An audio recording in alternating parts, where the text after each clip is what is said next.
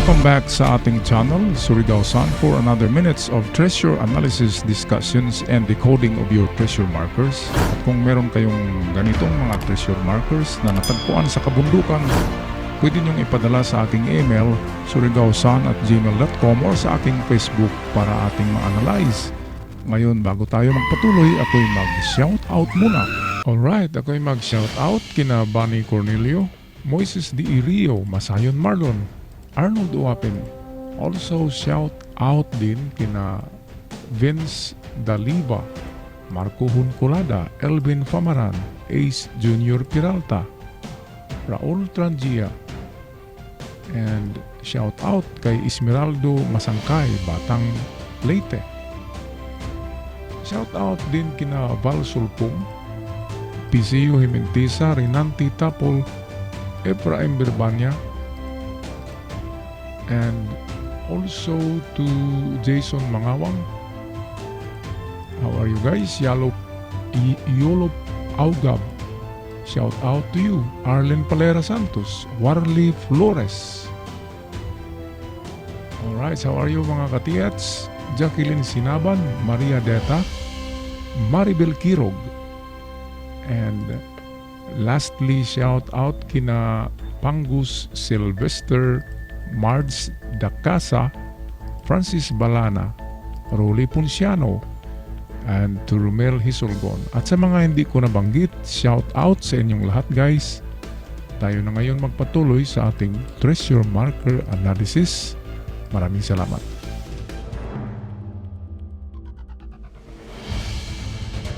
Okay mga katiyats, sit back and relax. Meron napakagandang treasure marker dito. Nasa libro ko ito. Ito yung isa sa mga legit face marker. At aking lang inaalala, baka merong nang nakakuha niyan kasi yan ay mga recorded, na-record yan sa mga treasure books ang sign na ito. Kaya ito yung napaka-legit.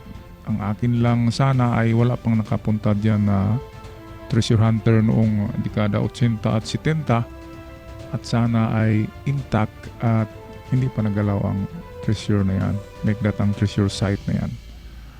Okay, at bago natin to guys i-decode, ay tingnan natin ang iba pang picture na related dito. Ito yung, sa palagay ko ito ay yung Y na arrow. Siguro ito'y nakaganyan or may merong ganyan or siya ay ganyan lang ang itsura. At kung ganyan ang itsura niya, meaning magpatuloy pa tayo sa unahan. Okay, at ma-estimate natin ang distansya sa haba ng line na ito. Kaya kunin ang haba niyan in inches, ay magbigay na yan ng hint sa atin kung ano ang distance. Halimbawa, yan ay 12 inches, so that will be 12 meters ang puntahan sa unahan. At i-check ang 12 meters galing dyan, at sa 12 meters galing dyan, kung ito yung makita nyo guys, ito kasi na sign ay treasure under siya. Okay, siya yung baliktad na V at merong linya, so directly under ang treasure. Okay, kaya ito yung ating last digging spot guys. Maliban doon sa ituturo pa ng mukha. Ito ay nagbibigay din ng sign na digging spot below or under. Okay? At dito yan makikita ito sa gilid ng bundok. Nandito yung marka. Okay, so ang paghukay ay sa banda rito. Dito guys, okay? At i-check nyo rin ang mga gilid nito. Baka mayroong malambot na parte dyan. Okay, minsan kasi ay sa dingding binabaon nilang mga giveaway. Tulad ng ganyan ay dito yan binabaon minsan, hindi sa baba. Alright. So napakagandang mga sign ito. Treasure under. At arrow na nagpoint.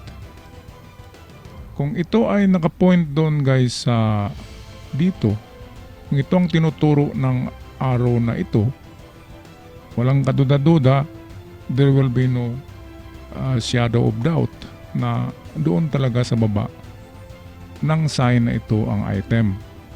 Okay, ngayon ay balikan natin ang mukha. Ito kasi yung original na marker na kung saan nagsasabi yan ng kumpleto na detalye ng item or ng distansya kung saan hahanapin ang item. Okay, lesson na naman tayo 101 sa mukha. Pag parehong mata guys ang laki, ganyan na may kilay, kahit walang kilay, at medyo naka-smile siya kunti, ang kahulugan dahil pantay ang kanyang mata ay pareho ang tinitingnan. Nasa harapan niya or nasa dito pa sa may unahan. Okay, pwedeng hanggang 10 meters ang tinitingnan ng mata. Kaya i-check nyo ang harapan na yan kung ano ang tinitingnan. Pero dahil sa ang mata na ito ay hindi pantay, sa treasure code books, ang face marker na ang isang mata ay maliit tapos ang isang mata ay malaki na nakaganyan, ang bigyang kahulugan ay yung malaking mata. At tingnan ang angle ng kanyang mata, kung nakatagilid ba yan o kung saan yan nakatingin. Okay, dito naman guys ay ang isang mata niya ay kakaiba. Ito'y oblong, nakaganyan, medyo matulis ang dulo. Dito naman ay bilog.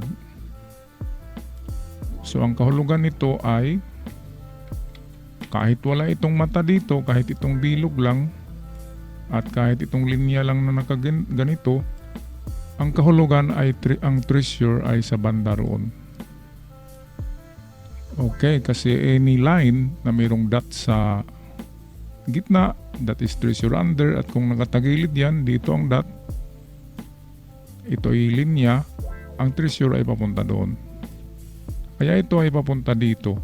Ngayon, ang isang mata na yung nakaublong na mata na may tulis, ito yung nagbigay mismo ng degrees ng mismong direksyon. Okay, so ang istorya nito ay line, and then ito yung item nagsasabi na ang treasure ay diyan.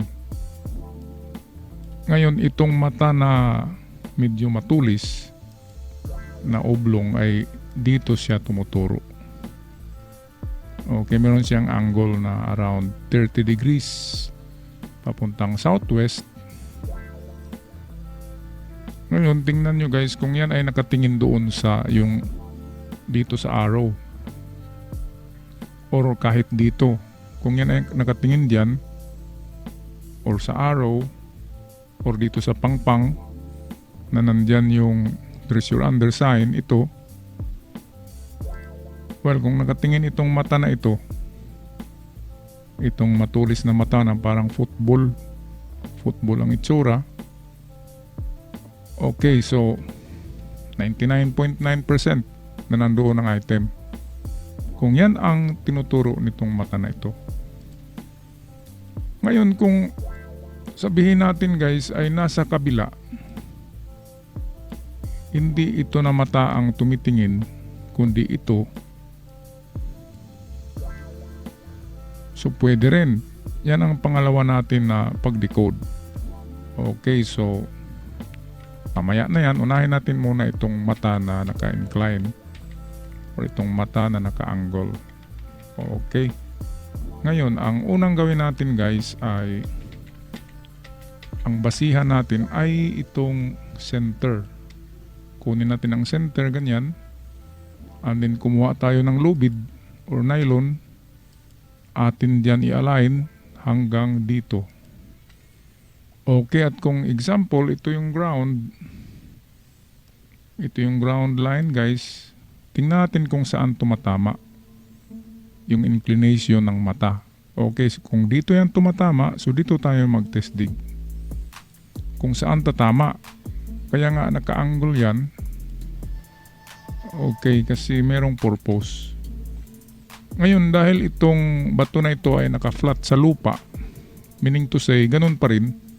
Kunin nyo ang compass at yan ay nasa southwest. Okay, kasi kung lagyan natin ng compass guys, isintro nyo lang dito ang compass.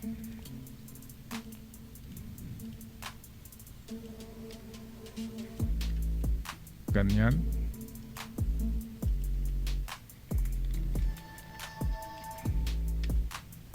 Ito. So, nandito yung line natin sa southwest. Ito yung south. So, southwest. Ngayon,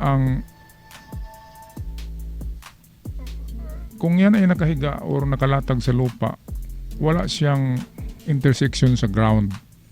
Di ba ito kanina, inassume natin na nakatayo ang bato na to.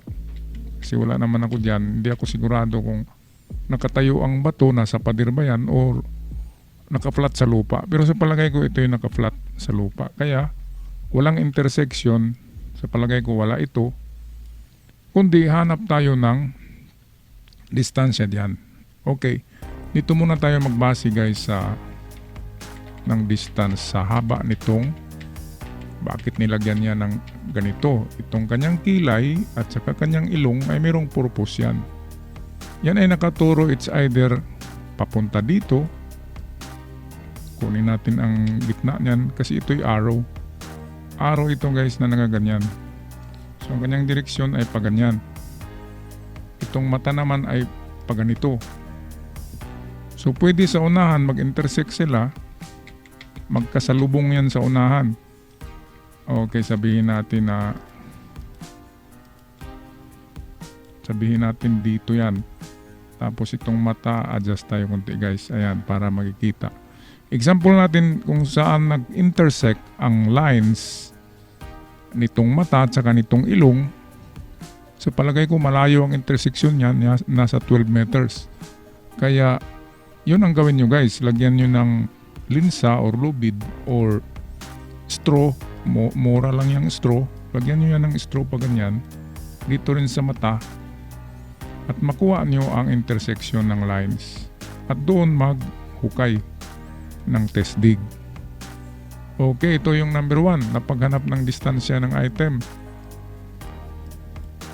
At kung yan ay tumama dito sa pader or dito, well, swerte na naman.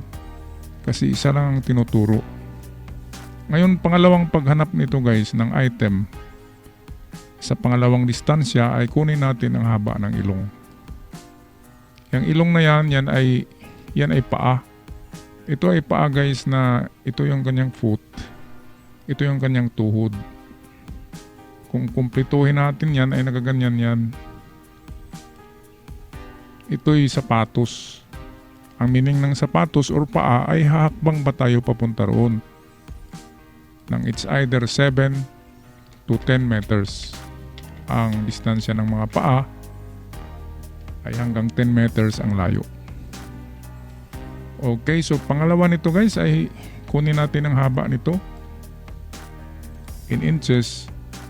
At kung yan ay sa tingin ko, kung basihan natin itong dahon, ang dahon yan ay 2 inches.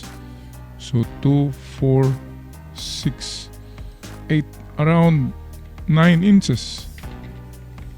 So 9 inches ito guys. So therefore 9 meters ang distansya na pangalawa. Okay, so papunta pa rin tayo doon. Ngunit ang ating bigyan ng itong importansya ay itong linya dito guys, ito ng paa. Okay. Kunin na natin ang gitna niyan. Tapos sukatin natin yan ng 9 meters papuntang west. Papunta siya dito. At kung saan tatama yung 9, baka dito pa rin yan tatama sa hinukaya natin kanina. Well, maganda kung isang area lang ang tinuturo. Okay. So, meron tayong dalawang reference ng direksyon. Itong mata na nakaganyan, kunin ang gitna. Ayan. At itong ilong naman na ilong niya na ito'y sapatos ay ang kunin natin ay igitna natin. Yan. Okay, so ito yung number 1 natin na paraan. Ngayon, punta tayo sa number 2 na paraan. Papunta tayo sa opposite direction. Okay, sandali lamang. Okay, so ang pangalawang paraan sa paghanap nito guys ay of course ang opposite ng west. So papunta tayo ngayon sa west. Ang gawin natin ay ating i-align ang dalawang mata. Okay, so ayan, ganun pa rin ang method gamit ng lubid, rope, or straw or nylon. So meron na tayong alignment. Ayan, papunta dito sa southeast. At ngayon guys ay tingnan din natin ang direksyon nito. Itong curve dito. Kasi merong purpose yan, hindi yan kino-curve kung walang gamit yan. Kaya yan din ay ating idirekta dito. Ayan. So halos magkapareho sila ng mata. Ngayon ang nakapagtataka nito ay itong linya dito. Naka-curve siya kunti, nagaganyan pa itaas. At yan kung idirekta natin dito ay magkasalubong ang tatlong linya. At kung saan magkasalubong ang tatlong linya papuntang east, ito na rin ang ating digging spot papuntang east guys. So test dig tayo dyan kung saan nag-intersect ang tatlong line. Okay. At kung sabihin natin na wala tayong nakuha sa 2 meters deep, walang kakaibang bagay, walang mga gawa ng tao. Well, kunin na natin ang distansya na binigay kanina. Yung 9 meters. Okay, so galing sa mata, ito pa rin ang basihan natin, ang alignment ng dalawang mata. Hindi kasi naka-align yung mata na walang kwenta. Yan ay nilagay nila, merong alignment yan. Okay, so kahit dito, itong kunting curve dito, kasi nagaganito muna ito tapos nag-curve pa itaas. Kahit yan ay pumupunta rin yan dito na direksyon. Kaya kahit saan yan na linya, kahit itong sa itaas, okay, 9 meters ang ibigay dyan. So hakbang tayo ng 9 meters kahit saan dyan na linya. 1, 2, 3, 4, 5, 6, 7, 8, 9. So dito. So pagdating sa 9 meters guys ay hukay tayo. Pero sa tingin ko ay magkatabi lang yan sa unang hukay natin. Kaya mas maganda na laki-lakihan ang opening ng ating mga hukay para matamaan kaagad ang item, para hindi na tayo gagawa pa ng isa na namang hukay.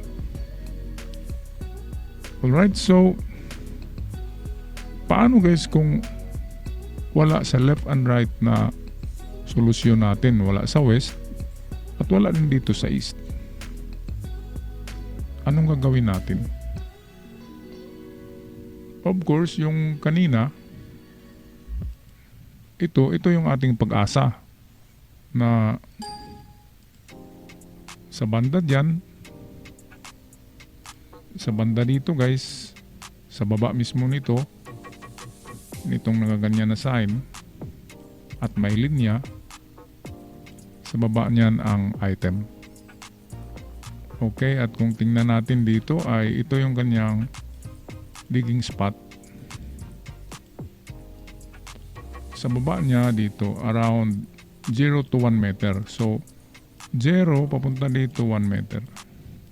Sa gilid mismo nitong parang pader. And then extend ng 1 meter papunta ng dito na direksyon. Okay, so balik tayo sa face. Ito siya. At kanina ay dito ang ating sa kabila guys. So we have two ways, dalawang paraan sa paghanap ng item sa mukha na ito. Okay, yan ay legit marker guys. gawin nyo lang ang kung anong kinukutob ng inyong puso, ng inyong damdamin. Kasi ang ating third eye ay nagtuturo yan. Hindi lang natin alam. Kaya ako, para sa akin, ang puso ang susundin. Kasi ang ating isip or brain ay napakalikot niyan. Gumagawa yan ng mga iba't ibang istorya. Kaya maguguluhan tayo, ma-confused, and then wala tayong maisip na maganda. Ang resulta ay overload ang ating pag-iisip. Okay, kaya puso guys ang sundin, third eye, at wag sumurrender. Okay, kasi ang marker na yan ay napaka-legit. Nasa treasure books yan. So yan lang ang aking paraan guys sa paghanap dyan kung ako ang nandyan. Kaya piliin nyo lang kung saan sa mga sinabi ko ang mas maganda. Okay, at pwede rin lahat ay sundin nyo. Ganyan kasi ako kung mag-treasure hunt. Meron akong plan A, plan B. Kung hindi makuha sa A, doon sa B, or wala sa B, sa C. At naabot yan hanggang sa limang digging holes or malapit sa 10 before ako mag-susurinder. Okay, so paalam na. And see you on my next video mga katiyats. Surigao-san nagsasabi na may the fortune of this world will be with you all. Ciao for now.